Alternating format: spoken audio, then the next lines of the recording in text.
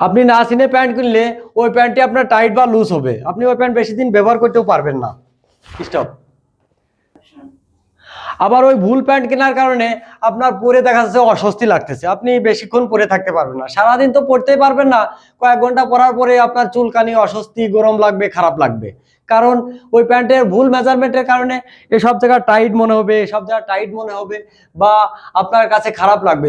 Loose বেশি হলে আপনার ঢিলা ঢুলা লাগবে, আপনি ফ্যাশনটা পাবেন না। এই জন্য আপনি সাবধানে একটা প্যান্ট কেনা দরকার, আপনার কাপড়ে সাবধান হওয়া দরকার, আপনার মেজারমেন্টটা সঠিক হলো কিনা সেটাও দেখা দরকার, এবং সাথে সাথে আপনার দেখতে হবে যে এই কাপড়টা কতটুকু ভালো। কারণ ওই কাপড় যদি নর্মাল হয় তাহলে কয়দিন পরে দেখা যাচ্ছে রং উঠে যাচ্ছে, অথবা ফেসে যাচ্ছে, ছিঁড়ে যাচ্ছে।